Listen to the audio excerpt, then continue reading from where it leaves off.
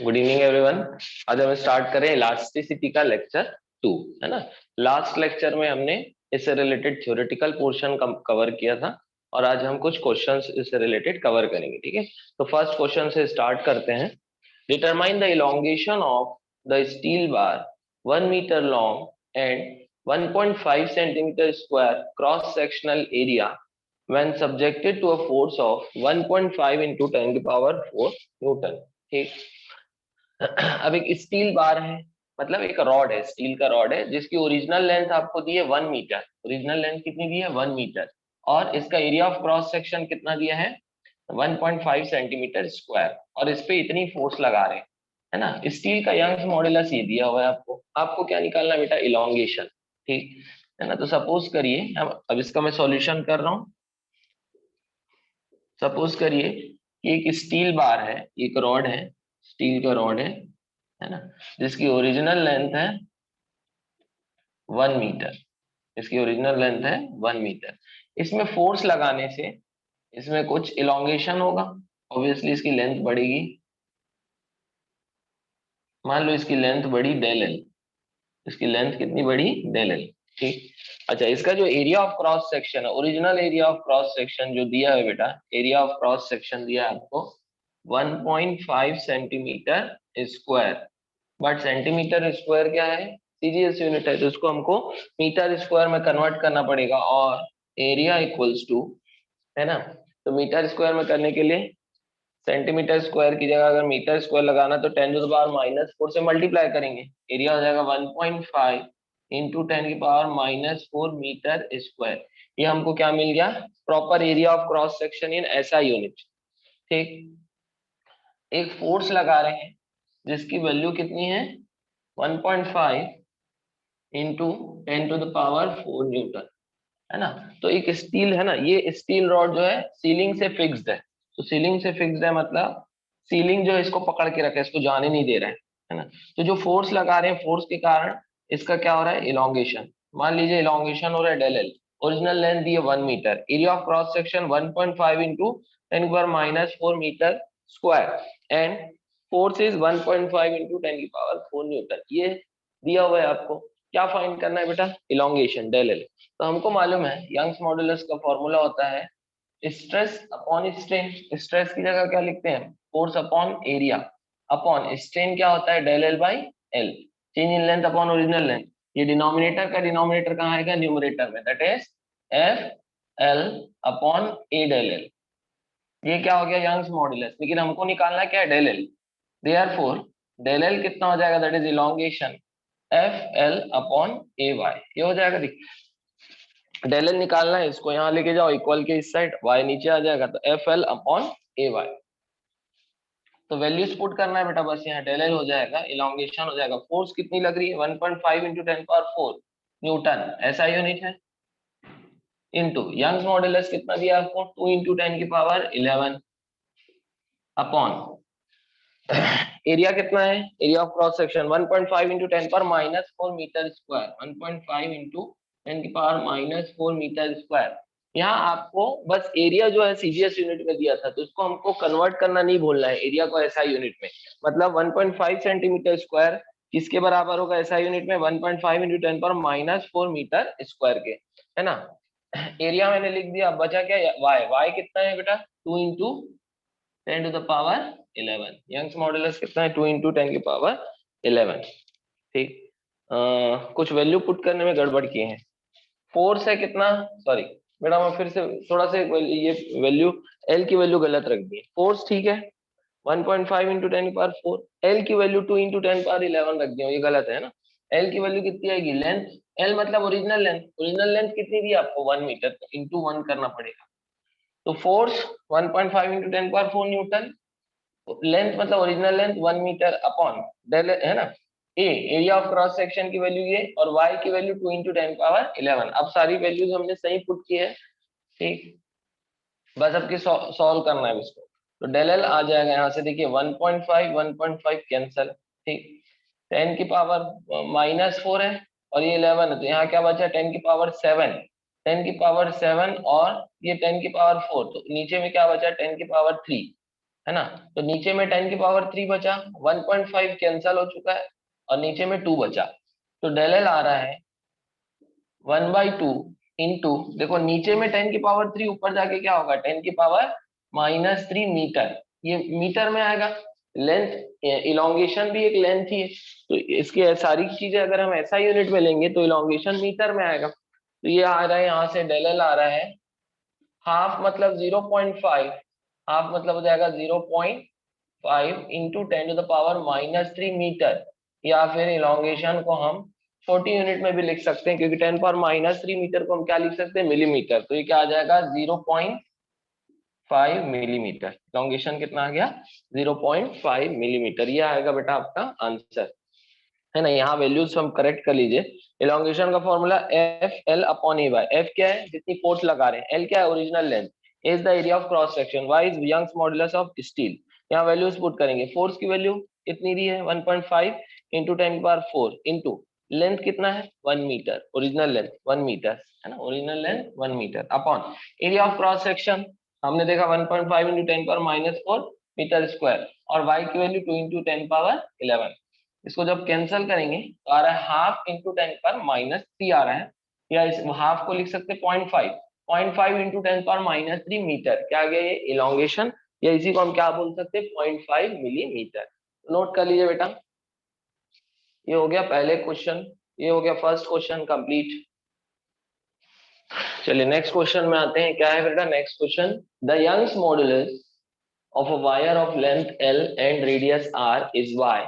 If the length is reduced to L/2 and radius R/2, then its Young's modulus will be, है ना। एक wire है जिसका, है ना, जिसकी जब लेंथ L थी और रेडियस R था तो यंग्स मॉडुलस Y था। अब क्या किया, लेंथ को भी आधा कर दिया, रेडियस को भी आधा कर दिया, तो यंग्स मॉडुलस कितना होगा।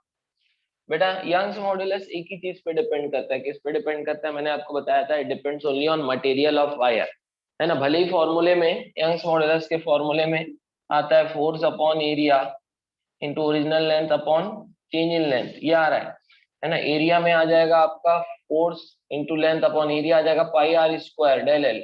ये कब आएगा जब वायर, है ना, वायर अगर मैं बोलूंगा तो क्रॉस सेक्शन क्या लेंगे हम सर्कुलर लेंगे, तो एरिया क्या हो जाता है, एरिया ऑफ क्रॉस सेक्शन क्या हो जाएगा πr²।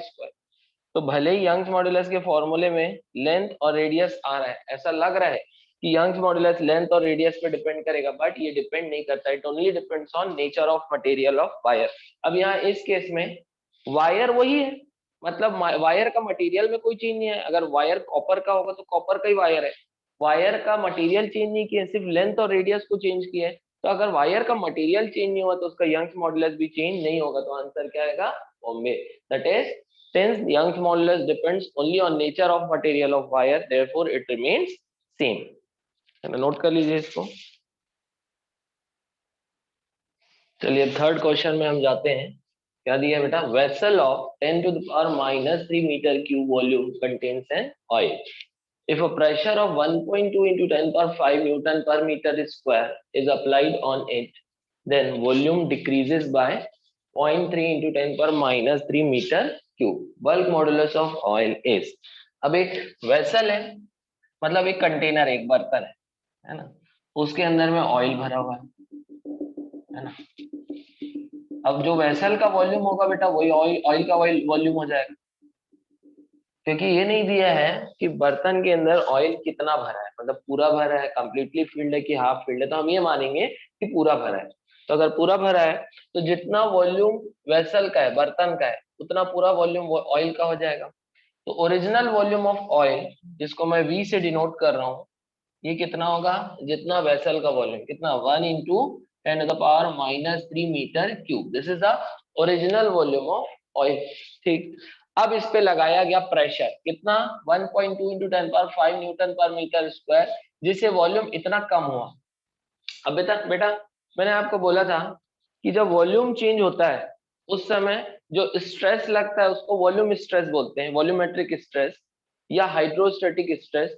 और उस स्ट्रेस की जो वैल्यू होती है ना, जो प्रेशर होता है उसी को स्ट्रेस की तरह मान लेते हैं, जिस, है ना, इस पे जो प्रेशर लग रहा है, देखो वॉल्यूम चेंज करना है तो हर तरफ से इक्वल फोर्स लगानी पड़ेगी, हर तरफ से इक्वल प्रेशर लगाना पड़ेगा, है ना।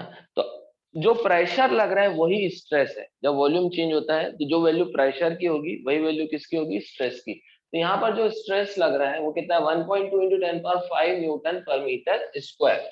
दैट इज स्ट्रेस जो किसमें लग रहा है, इस पे ये लग रहा है वन, है ना। स्ट्रेस दैट इज प्रेशर, है ना। कितना प्रेशर बढ़ा रहे हैं, 1.2 into 10⁵ newton per metre square. इतना प्रेशर हमने लगाया, इतना प्रेशर लगाया मतलब इतना स्ट्रेस लगाया, है ना। इतना प्रेशर हर जगह से लग रहा है, del P del P del P del P, हर जगह से इक्वल प्रेशर लगाया जा रहा है,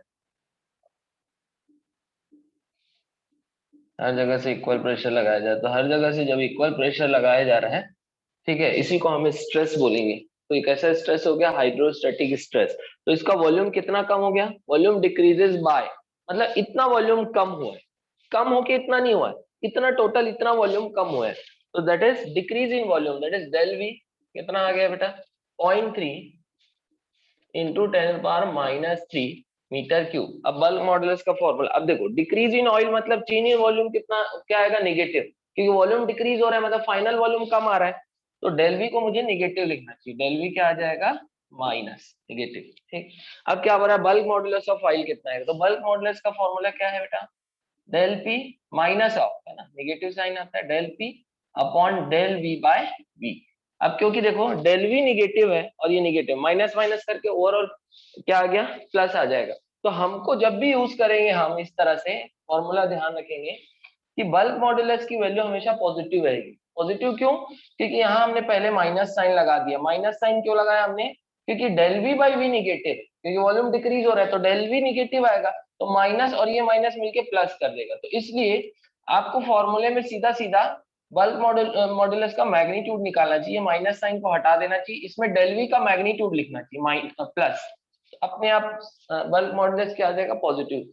तो आप कभी भी मैग्नीट्यूड यूज करो, है ना, माइनस लिखने की जरूरत नहीं, फिर फॉर्मूले में सीधा सीधा आप मैग्नीट्यूड यूज करोगे तो यहाँ माइनस यूज करने की जरूरत नहीं है। तो बल्क मॉडुलस आ जाएगा इंक्रीज इन प्रेशर, है ना, del P upon change in volume upon original volume, that is del P upon del V. अब ये डिनोमिनेटर का डिनोमिनेटर कहाँ चले जाएगा, न्यूमरेटर में, ये आ गया।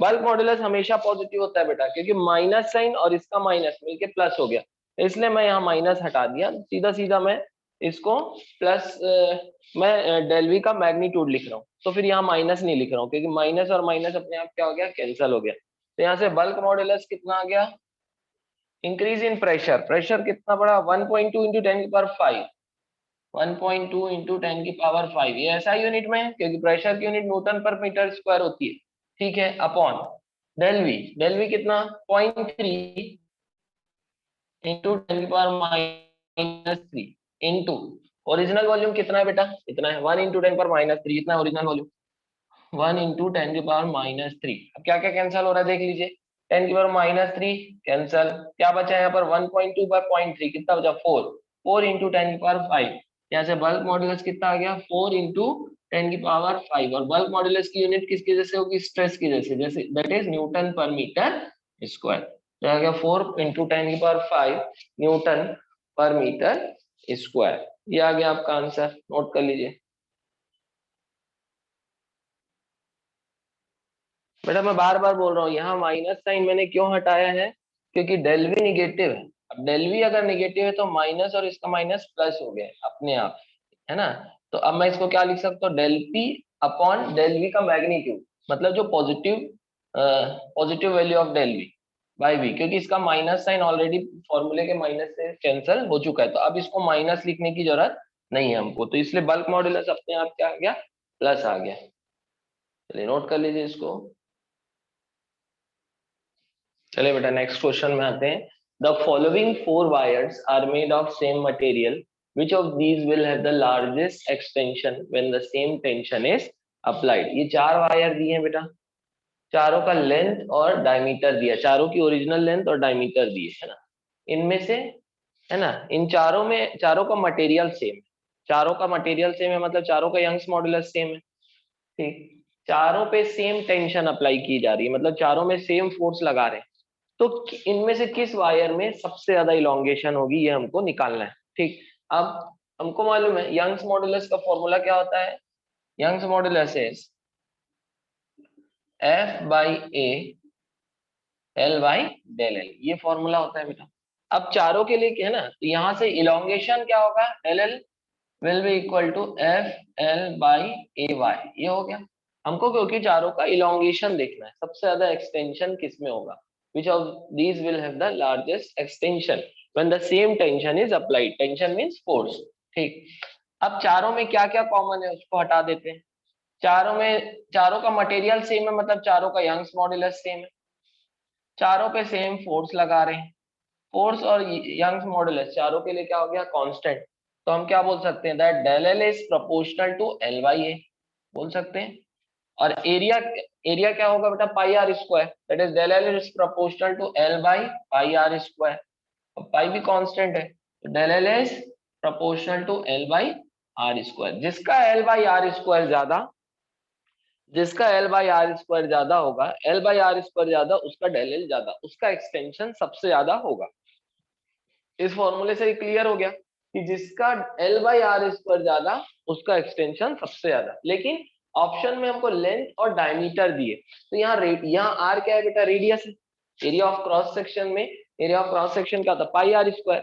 आर क्या होता है, radius of the cross section of wire. लेकिन यहाँ क्या दिया है आपको, इंफॉर्मेशन जो दी है वो लेंथ और डायमीटर के बेसिस पे दी है, तो हम रेडियस को डायमीटर में कन्वर्ट कर सकते हैं आसानी से, क्योंकि हमको मालूम है कि डायमीटर होता है 2 times of radius, therefore radius क्या लिख सकते हैं, डी बाई टू। तो यहाँ पर मैं आर स्क्वायर की जगह डी बाई टू का होल स्क्वायर लिख सकता हूँ, तो ये आ जाएगा बेटा proportional to L by, R की जगह क्या लिखूंगा, डी बाई टू का होल स्क्वायर, तो R square D square by four. अब फोर तो कांस्टेंट है, वो भी हट गया, तो elongation is proportional to L by D square, ऐसा भी लिख सकता हूँ मैं। तो यहाँ से समझ में आ रहा है कि जिसका एल बाई डी स्क्वायर सबसे ज्यादा होगा, उसका इलोंगेशन सबसे ज्यादा। तो चलो चारों का कंपेयर कर लेते हैं। फर्स्ट का देखते हैं, ए का elongation del L A is equal to, है ना, कितना आएगा बेटा, L by D square, L कितना 300, 300 यूनिट वही रहने देते हैं, चारों में यूनिट वही रहने देते हैं हमको, क्योंकि रेशो निकालना है, यूनिट वही रहने देंगे। सेंटीमीटर है तो centimetre, that is 300 upon diameter कितना दिया बेटा, 3, 3 का स्क्वायर मतलब 9, 3 का स्क्वायर मतलब 9। तो यहाँ पर डेल एल का रेशियो कितना आ रहा है, 300/9, 300/9। क्यों, क्योंकि del L is proportional to L by D square, जिसका एल बाई डी स्क्वायर ज्यादा, उसका डेल एल सबसे ज्यादा। L by D square, L कितना है 300, डी कितना है 3, 3 का स्क्वायर 9।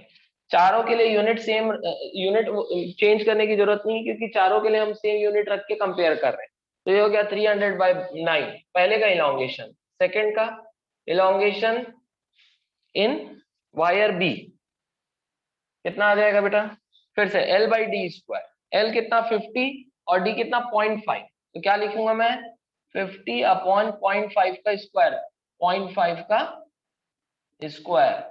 अब 0.5 मतलब होता है 1/2, 1/2 का स्क्वायर मतलब, है ना, इसको मैं क्या लिख सकता हूँ, 50 अपॉन 1/2 का होल स्क्वायर। अब 1 का स्क्वायर 1, 2 का स्क्वायर 4, ये डिनोमिनेटर के डिनोमिनेटर में 4 है, 4 ऊपर जाके मल्टीप्लाई होगा 50 से, 50 इंटू 4 कितना आ गया 200, ये कितना आ गया 200। थर्ड देखते हैं, elongation in wire C, elongation in wire C, L by D square, L कितना है बेटा 100 upon D square, D square कितना आ जाएगा 1 मिलीमीटर है, 1 का स्क्वायर 1 ही होगा, तो ये कितना आ गया 100। थर्ड लास्ट है del L D, elongation in D, length कितना 200 और डी कितना 2, तो 200/2 का स्क्वायर, क्योंकि डी दिया 2, 2 का स्क्वायर कितना 4, कितना आ जा रहा है बेटा 200/4 50। तो देख लीजिए सबसे ज्यादा रेशो किसका आ रहा है, एल बाई डी स्क्वायर की वैल्यू सबसे ज्यादा किस में आ रही है ना बेटा। यूनिट्स का हमको बॉदर नहीं करना है, क्योंकि सबके लिए यूनिट सेम होगी, यूनिट कन्वर्ट करोगे तो कन्वर्जन फैक्टर वही उसी से मल्टीप्लाई करोगे, सब में कैंसल होगा, हमको रेशो देखना है। सबसे ज्यादा रेशो किसका आ रहा है, एल बाई डी स्क्वायर का, इसका आ गया 300/9, मतलब इसको अगर आप सॉल्व करोगे तो 9 3 27, फिर 3 होगा 33.33, इसका आएगा 200, इसका आएगा 100, इसका आएगा 50। तो सबसे ज्यादा जो रेशियो आ रहा है इलोंगेशन का L/D², वो आ रहा है वायर 2 के लिए, वायर 2 के लिए 200 आ रहा है। इसका मतलब सबसे ज्यादा जो इलोंगेशन होगा वो होगा वायर 2 में, सबसे ज्यादा इलोंगेशन होगा वायर 2 में। उसके बाद किस में आएगा? सी में। उसके बाद 200 के बाद है 100, फिर उसके बाद है 50। सबसे ज्यादा इलोंगेशन सी में, फिर सी में, फिर डी में, सबसे कम इलोंगेशन ए में होगा। नोट कर लेंगे इसको, है ना। सबसे ज्यादा इलोंगेशन बी में, फिर सी में, क्योंकि बी का रेशियो है 200, इसका रेशियो है 100, इसका 50 और फिर इसका। तो सबसे ज्यादा इलोंगेशन बी, फिर सी, फिर डी और फिर लास्ट सबसे कम इलोंगेशन ए पे। नोट कर लीजिए इसको। चलिए बेटा नेक्स्ट क्वेश्चन में आते हैं। A sphere contracts in volume by 0.01% when taken to the bottom of sea 1 kilometre deep. Find the bulk modulus of the material of sphere, है ना। जब, है ना, किसी स्फीयर को हम सरफेस से सर्टेन डेप्थ में ले जाते हैं, सी, है ना, समुद्र में, है ना, वाटर में, किसी वाटर बॉडी के अंदर हम सर्टेन डेप्थ में लेके जाते हैं। मान लीजिए कितनी डेप्थ में लेके, हमें डी, डी डेप्थ में, मतलब ये सरफेस है वाटर का और ये डेप्थ है। ये यहाँ पर मैं किसको ले गया हूँ, किसी स्फीयर को, किसी स्फेरिकल बॉडी को यहाँ नीचे ले गया। कितनी डेप्थ नीचे ले गया? D depth. ठीक, तो होगा क्या बेटा, इस पे चारों तरफ से इक्वल प्रेशर लगेगा, प्रेशर लगेगा। और ये प्रेशर क्यों लग रहा है? क्योंकि इसके ऊपर वाटर का कॉलम है। मान लो इसकी डी डेप्थ कितनी, डी, इसको मैं एच हाइट से डिनोट कर रहा हूँ। मैं इसको हाइट ऑफ वाटर कॉलम बोलूंगा, जो इसकी डेप्थ के बराबर है। क्योंकि इसके यहाँ से मेजर करोगे तो ये डेप्थ है, लेकिन इसके ऊपर जाओगे तो हाइट है। तो इसके ऊपर कितनी हाइट का वाटर कॉलम है? एच। तो इस पे जो प्रेशर लगेगा due to H height of water column, है ना। देखो अब यहाँ पर कौन सा स्ट्रेस लग रहा है, इस पे हर तरफ से इक्वल प्रेशर लग रहा है, मतलब कौन सा लग रहा है स्ट्रेस? Hydrostatic stress. और हाइड्रोस्टैटिक स्ट्रेस के केस में कौन सा मॉड्यूलस यूज करते हैं? Bulk modulus. बल्क मॉड्यूलस के केस में स्ट्रेस जो होता है वो प्रेशर ही होता है, प्रेशर को स्ट्रेस लेते हैं। तो यहाँ पर जो स्ट्रेस लग रहा है वो प्रेशर के कारण लग रहा है। और प्रेशर क्यों लग रहा है? क्योंकि इसके ऊपर में वाटर कॉलम के, वाटर कॉलम है, वाटर, है ना, इसके एक के ऊपर एक वाटर है, वाटर है, वाटर है, वाटर है। तो पूरा वाटर जो है ये क्या लगाएगा? इस पे प्रेशर लगाएगा, हर तरफ से इक्वल प्रेशर लगाएगा। तो प्रेशर क्यों लग रहा है इस स्फीयर में? Due to height of water column, इसके ऊपर पानी है, वो प्रेशर लगा रहा है। तो अगर इस बॉडी के ऊपर एच हाइट तक वाटर कॉलम है ना, तो वाटर कॉलम इस बॉडी पे कितना प्रेशर लगाएगा? चारों तरफ से इक्वल प्रेशर कितना लगाएगा? एच रो जी। कितना लगाता है? एच रो जी। ये फॉर्मूला हमको ध्यान रखना है। एक तो प्रेशर का फॉर्मूला होता है force upon area, force per unit area, है ना। दूसरा फॉर्मूला एच रो जी, और यहाँ प्रेशर ही स्ट्रेस है। एच रो जी मतलब बॉडी के ऊपर में कितनी हाइट का वाटर कॉलम है, वो एच है। रो मतलब वाटर की डेंसिटी, रो मतलब अगर इसके ऊपर वाटर है तो वाटर की डेंसिटी, अगर इसके ऊपर ऑयल रहता तो यहाँ ऑयल की डेंसिटी लेते। तो यहाँ रो मतलब डेंसिटी ऑफ वाटर, जी मतलब एक्सेलरेशन ड्यू टू ग्रेविटी। तो एच हाइट का वाटर कॉलम कितने प्रेशर लगाएगा? एच रो जी। अब यहाँ, है ना, तो प्रेशर लगाने से इसका वॉल्यूम कॉन्ट्रैक्ट होगा, है ना, इसके वॉल्यूम में क्या आएगा? कॉन्ट्रैक्शन आएगा। ठीक, तो अब हमको ये वाला केस देखना है। इस क्वेश्चन में क्या दिया है कि स्फीयर को जब 1 किलोमीटर डेप्थ में ले जाते हैं, मतलब यहां से कितना नीचे जाओगे? 1 किलोमीटर, मतलब स्फीयर के ऊपर कितनी हाइट का वाटर कॉलम रहेगा? 1 किलोमीटर। कितनी हाइट का वाटर कॉलम रहेगा? 1 किलोमीटर। ठीक, तो स्फीयर कितना कॉन्ट्रैक्ट करता है? 0.01%। कितना कॉन्ट्रैक्ट करता है? 0.01%। मतलब अगर ओरिजिनल वॉल्यूम में 100 ले लूं तो चेंज इन वॉल्यूम कितना हो रहा है? 0.01। 0.01% मतलब, परसेंट मतलब क्या होता है? 100 में। तो अगर ओरिजिनल वॉल्यूम में 100 ले लूं तो कॉन्ट्रैक्शन कितना हो रहा है? 0.01। तो डेल वी बाई वी कितना आएगा? 0.01/100। ठीक, तो हमको क्या फाइंड करना है? इसका बल्क मॉड्यूलस। क्या फाइंड करना है इसका? इस मटेरियल का बल्क मॉड्यूलस। मटेरियल, है ना, स्फीयर जिस मटेरियल का बना है उसका बल्क मॉड्यूलस हमको निकालना है। स्फीयर जिस मटेरियल का बना है उस मटेरियल का बल्क मॉड्यूलस निकालना है, क्योंकि मॉड्यूलस जो होता है वो किसी भी मटेरियल का ही होता है ना, जिससे हम इलास्टिसिटी देखते हैं उसकी। तो बल्क मॉड्यूलस निकालना है। तो बल्क मॉड्यूलस का फॉर्मूला क्या हो जाता है बेटा? Del P upon del V by V. जो मेन फॉर्मूला है जिसमें माइनस है वो हट जाएगा। क्यों? क्योंकि डेल वी निगेटिव आ रहा है, कॉन्ट्रैक्शन हो रहा है, तो डेल वी निगेटिव आएगा। डेल वी होता है क्या? Final volume minus initial volume. अब कॉन्ट्रैक्शन हो रहा है तो फाइनल वॉल्यूम की वैल्यू कम आएगी, इनिशियल वॉल्यूम की ज्यादा आएगी, इसलिए डेल वी निगेटिव। और मेन फॉर्मूले में भी माइनस, माइनस और माइनस अपने आप कैंसिल हो गया, क्या हो गया? प्लस। तो बल्क मॉड्यूलस हो गया pressure upon change in volume upon original volume. तो यहाँ से बल्क मॉड्यूलस कितना आ गया? प्रेशर की जगह या इंक्रीज इन प्रेशर क्या लिखेंगे? H rho G, H rho G upon del V by V, del V by V, ये लिख सकते हैं। तो यहाँ से बल्क मॉड्यूलस आ गया बेटा। वैल्यूज पुट करेंगे हम। एच कितना, इसके ऊपर कितनी हाइट है वाटर, है ना, यहाँ तक वाटर कॉलम है, मतलब इसके ऊपर एयर है, ये सरफेस है वाटर का। तो कितनी डेप्थ में है स्फीयर? 1 किलोमीटर। तो ये सरफेस से आओगे तो कितनी डेप्थ जाना पड़ेगा स्फीयर तक पहुंचने? 1 किलोमीटर। मतलब स्फीयर के ऊपर कितनी हाइट का वाटर कॉलम है? 1 किलोमीटर। बट किलोमीटर में नहीं लिखेंगे, किस में लिखेंगे? एसआई यूनिट, मीटर में। तो हाइट की जगह 1000 मीटर, मतलब 10⁻³ metre. 1 kilometre, kilometre is not the proper SI unit. Rho, rho मतलब डेंसिटी ऑफ वाटर, वाटर की डेंसिटी दी है 1000 kg/m³, वो भी एसआई यूनिट में। इंटू जी को क्या लेना है? 10 लेना है, upon del V by V. Del V कितना है बेटा? डेल वी बाई वी कितना दिया है? देखो डेल वी कितना है? 0.01। चेंज इन वॉल्यूम कितना है? 0.01%। मतलब अगर ओरिजिनल वॉल्यूम 100 है तो चेंज इन वॉल्यूम कितना है? 0.01। तो डेल वी बाई वी क्या लिखूंगा? 0.01/100। डेल वी बाई वी क्या लिखूंगा? 0.01/100। ठीक है, तो यहां से आ जाएगा, देखिए बल्क मॉडुलस आ गया। ये डिनोमिनेटर के डिनोमिनेटर है, ये ऊपर जाएगा। 100 मतलब 10⁻², एक जीरो 10⁻3, ये 3 9 और ये 3 12, 10⁻12 नहीं, ये है 10⁻1, 3 3 6 और 1 7, और ये 2 ऊपर जाके 9, 10⁻9 अपॉन 0.01 मतलब 10⁻², ये ऊपर जाके 10⁻2, 10⁻9 इंटू 10⁻2 कितना आ गया? 10⁻11। तो बल्क मॉडुलस प्रॉपर ऐसा यूनिट में आ रहा है 10⁻11 न्यूटन पर मीटर स्क्वायर, ये आ जाएगा आंसर। तो bulk modulus of material of sphere will be 10⁻11 Newton per metre square. Note कर लेंगे बेटा। चलिए बेटा, अब यहाँ पर क्या दिया हुआ है? In the given figure if the dimensions of the wire are same and materials are different, Young's modulus is more for. देखो ये दो वायर का ग्राफ दिया है आपको, किसका किसका ग्राफ है? लोड और एक्सटेंशन। लोड मतलब फोर्स, और एक्सटेंशन मतलब डेल एल। डेल एल मतलब इलोंगेशन, है ना। तो फोर्स और इलोंगेशन का दो वायर्स के लिए ग्राफ दिया है। पहले वायर है ए, दूसरा वायर है बी। दोनों का मटेरियल अलग अलग है, मटेरियल्स आर डिफरेंट, लेकिन इनके डायमेंशन सेम है। डायमेंशन में क्या क्या आता है? एरिया, ओरिजिनल एरिया और ओरिजिनल लेंथ। तो इनका एरिया और लेंथ सेम है, ठीक है। अब हमको निकालना है क्या?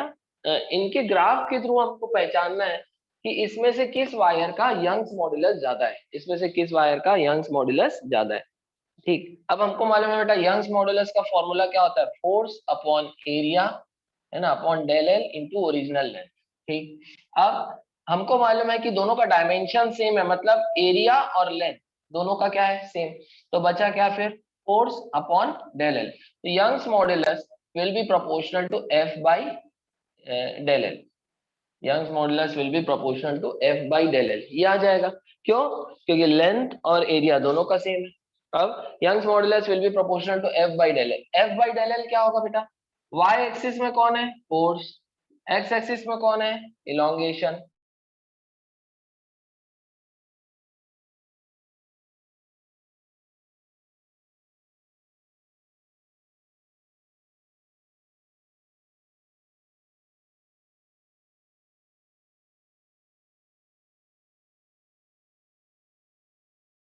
तो यहाँ पर क्या है बेटा? देखो एफ बाई डेल एल क्या है? फोर्स और इलोंगेशन ग्राफ का स्लोप। क्योंकि ये वाई एक्सिस में, ये एक्स एक्सिस में है, तो y बाय एक्स क्या होता है? वाई एक्स ग्राफ का स्लोप। तो f बाई डेल एल क्या है एक्चुअल में? फोर्स इलोंगेशन ग्राफ का slope, that is proportional to slope of force f del L graph. अब एफ डेल एल ग्राफ का स्लोप जिसका ज्यादा होगा उसका यंग्स मॉड्यूलस भी ज्यादा होगा। अब स्लोप मतलब क्या होता है, ये लाइन जितना ज्यादा एंगल बनाएगी एक्स एक्सिस से उतना ज्यादा स्लोप। तो ज्यादा स्लोप किसका दिख रहा है बेटा आपको, ए का स्लोप, ये एंगल ज्यादा दिख रहा है।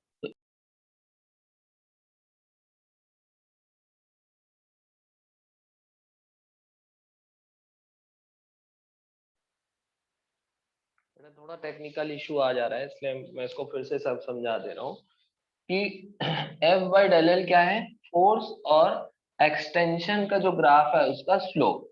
तो y is proportional to f by del l, that is y is proportional to slope of f del l graph. अब स्लोप किसका ज्यादा होगा, जिसका ये वाला एंगल ज्यादा होगा। देखिए इस ग्राफ का ये एंगल कम है और है ना, ए का ये जो एंगल है ये ज्यादा दिख रहा है आपको। ये जो एक्स एक्सिस के साथ जो ए वाली लाइन है जो एंगल बना रही है ये ज्यादा है। तो अब थीटा ए ज्यादा है as compare to theta B, मतलब जो ग्राफ ए जो स्लोप बना रहा है उसका एंगल ज्यादा है। तो थीटा ए अगर ज्यादा है as compare to theta B, therefore slope of A is greater than slope of B. Slope of A is greater than slope of B, है ना। ए का स्लोप ज्यादा है एज कंपेयर टू बी, और जिसका स्लोप ज्यादा है उसका यंग्स मॉड्यूलस ज्यादा है। Therefore Young's modulus of material A is greater than Young's modulus of material B. तो ध्यान देंगे बेटा, यहाँ पर स्लोप जिसका ज्यादा उसका यंग्स मॉड्यूलस ज्यादा। तो यंग्स मॉड्यूलस ज्यादा कितना है, किसका आएगा, ए का। तो इसको आप लोग नोट कर लेंगे। चलिए बेटा नेक्स्ट क्वेश्चन में आते हैं। Figure shows the stress strain curve of two metals P and Q from the graph, it can be concluded that, है ना, दो मेटल्स हैं, दो अलग अलग मटेरियल्स हैं, उनका स्ट्रेन स्ट्रेस कर्व दिया है। वाई एक्सिस में स्ट्रेन है और एक्स एक्सिस में स्ट्रेस दिया है। एक है Q एक है P। अब बोल रहा है P has greater Young's modulus and lesser ductility, Q has greater Young's modulus and lesser ductility. P has greater Young's modulus and greater ductility. Q has greater Young's modulus and greater ductility. अब देखिए Young's modulus किसका ज्यादा होगा बेटा, है ना। मैंने आपको पहले बताया कि जिस मटेरियल में ज्यादा स्ट्रेस लगाने के बावजूद भी कम से कम स्ट्रेन प्रोड्यूस हो, कम से कम इलोंगेशन प्रोड्यूस हो, वो मटेरियल की इलास्टिसिटी ज्यादा होती है या उसका यंग्स मॉडुलस ज्यादा होता है ना। अब इन दोनों को अगर मैं कंपेयर करूं तो एक्स एक्सिस में स्ट्रेस की वैल्यू होगी और वाई एक्सिस में स्ट्रेन। तो अगर मैं दोनों के लिए एक कॉमन स्ट्रेस ले लूं, ये एक पर्टिकुलर वैल्यू है स्ट्रेस की, है ना। इस स्ट्रेस की वैल्यू के लिए स्ट्रेन किस में मेजर कर रहे हैं, वाई एक्सिस में। तो पी का स्ट्रेन कम दिख रहा है और क्यू का स्ट्रेन ज्यादा दिख रहा है ना। स्ट्रेन जो है किसका कम दिख रहा है भाई, क्योंकि स्ट्रेन हम वाई एक्सिस में मेजर कर रहे हैं। For a particular value of stress, stress की वैल्यू अगर कॉमन ले लूं तो स्ट्रेन पी में कम दिख रहा है और क्यू में ज्यादा दिख रहा है। तो एक ही स्ट्रेस लग रहा है दोनों मटेरियल में, लेकिन ज्यादा स्ट्रेन किस में हो रहा है, क्यू में, और कम स्ट्रेन किस में हो रहा है, पी में। तो जिस मटेरियल में स्ट्रेन कम होता है फॉर अ पर्टिकुलर स्ट्रेस, है ना, स्ट्रेन कम हो वो ज्यादा इलास्टिक होगा। तो यहाँ पर हमको क्या समझ में आ रहा है, क्योंकि पी में, है ना, मटेरियल पी में स्ट्रेन की वैल्यू कम है और क्यू में स्ट्रेन की वैल्यू ज्यादा है फॉर सेम स्ट्रेस। दोनों मटेरियल में सेम स्ट्रेस लगा रहे हैं, लेकिन एक में स्ट्रेन कम आ रहा है और दूसरे में ज्यादा आ रहा है। तो जिस मटेरियल में स्ट्रेन कम आएगा ऑब्वियसली उसकी इलास्टिसिटी ज्यादा होगी और उसका यंग्स मॉड्यूलस ज्यादा होगा। तो सब ज्यादा यंग्स मॉड्यूलस किसका आ रहा है बेटा, ज्यादा यंग्स मॉड्यूलस किसका आएगा, पी का, क्योंकि पी की स्ट्रेन कम है। तो P has greater Young's modulus. तो पहला चीज तो क्लियर हो गया कि Young's modulus of P is greater than Young's modulus of Q. क्यों, क्योंकि पी में कम स्ट्रेन प्रोड्यूस हो रहा है और क्यू में ज्यादा स्ट्रेन प्रोड्यूस हो रहा है फॉर सेम स्ट्रेस, है ना। नेक्स्ट अब डक्टिलिटी की बात करते हैं, है ना। ये देखिए इसमें क्या हो रहा है, देखिए पी में है ना, ये वाई एक्सिस में स्ट्रेन है। पी का जो वो है प्लास्टिक रीजन है वो शॉर्ट है, और क्यू का देखिए प्लास्टिक रीजन बहुत लॉन्ग है। इसको लंबा स्ट्रेन करा सकते हैं इसका, है ना, इसमें ज्यादा से ज्यादा आप स्ट्रेन प्रोड्यूस कर सकते हैं, इसका प्लास्टिक रीजन ज्यादा है ना। ये लिमिट ऑफ प्रोपोर्शनलिटी क्रॉस हुई तो कहाँ एंटर करोगे, प्लास्टिक रीजन में। अब इसका प्लास्टिक रीजन बड़ा है बेटा और इसका प्लास्टिक रीजन छोटा है, ये तुरंत टूट जाएगा।